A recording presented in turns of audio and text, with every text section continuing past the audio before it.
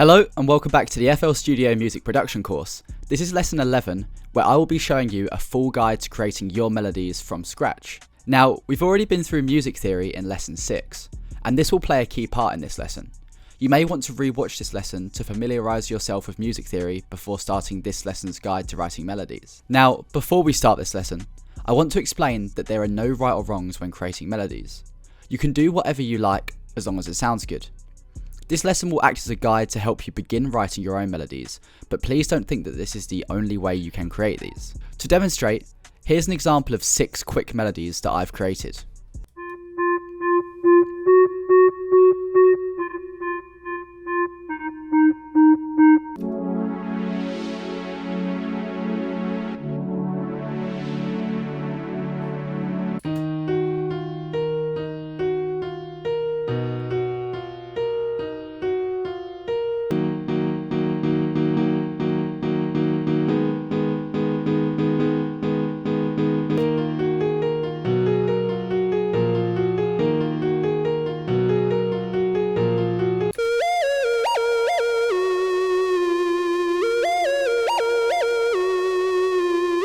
As you can see, all of these are completely different, which further illustrates my point around there being no right or wrongs when creating melodies. So here is my thought process behind creating various different melodies in different styles. Starting with a rage melody, this is the style of track used by artists like Yeat.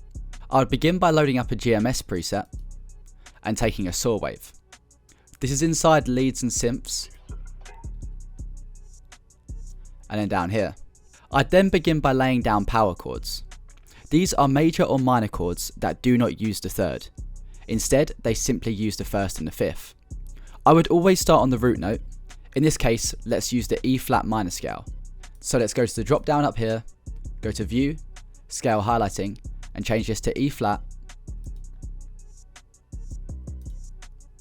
and minor. I'm going to use a 1, 5, 6 progression for this. Typical Yeat chord progressions are 1 6, 1 5 6, 1 6 7, 1 6 5, or 1 6 5 4. In terms of where the chords are positioned, I usually find that these are the different rhythms for Yeat melodies using a 1 5 6 progression as an example.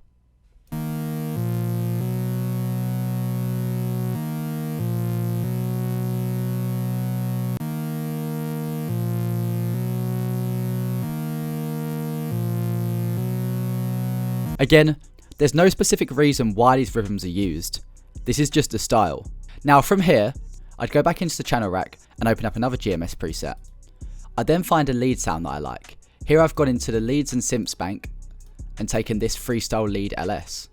Typically for these lead patterns, I'd create a very simple repetitive pattern that plays faster notes in the chords, using notes in the scale. In this example, the E flat minor scale. Here's a few different examples using this freestyle lead sound in GMS.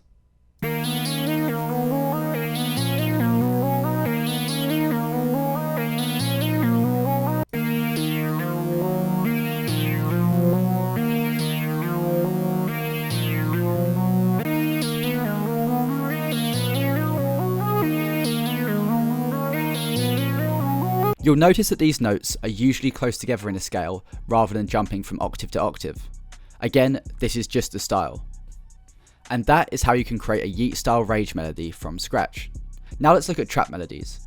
Let's start by changing the tempo to 165 BPM to make this a little faster.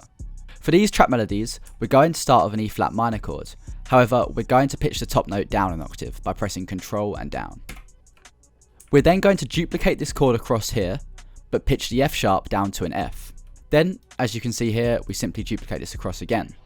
We're going to start with the E flat here as a bass note. We're going to duplicate this in 2 different octaves. And then we're going to use B flat as the bass notes for the end of the pattern. Here's how this would sound.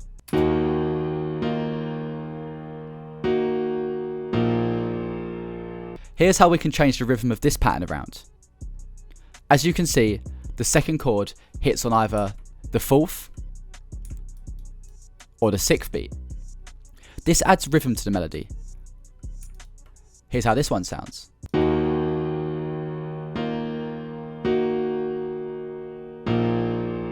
I would also like to make it clear that I would never really play the pattern like this.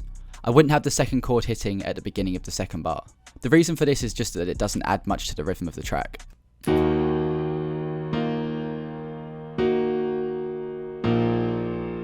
But again, there's no right or wrongs with making melodies, so if you want to do this, then you can. This is just my personal preference. At this point in the video, I'd also recommend checking my TikTok or YouTube page out, as I always post different tutorials for how I create beats for specific genres of music. Now that we've created different trap and rage melodies from scratch, let's analyse a few melodies from hit songs. Here's the melody for Fiend by Travis Scott. Here we can see that the different melodies in this song follow the exact same formula as the Yeat rage type melodies that we made earlier in terms of the chords used and also the rhythm.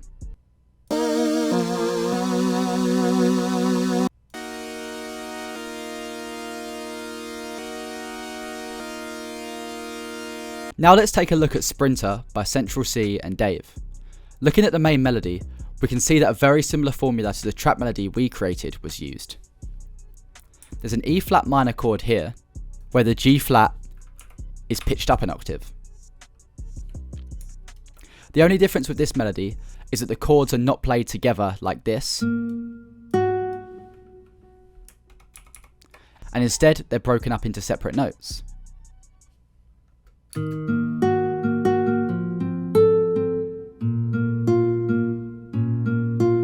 Now let's look at the melody for Fuck You Mean by Gunna. As you can see here, a similar concept to the previous melody is used.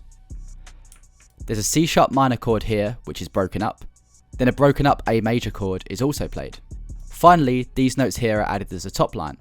Here's how this sounds.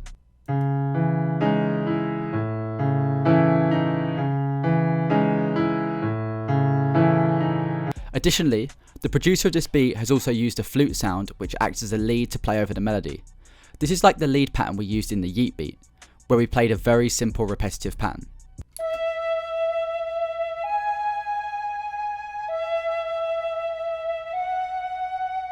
Here's how these two parts sound together.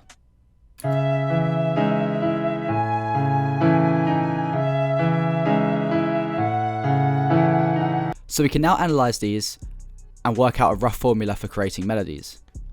Here's the key points. Make sure that you have set the tempo correctly for the type of track that you'll be making. Again, a quick Google search will help you find this. Then choose a scale and select your scale highlighting to ensure that your melody is in key.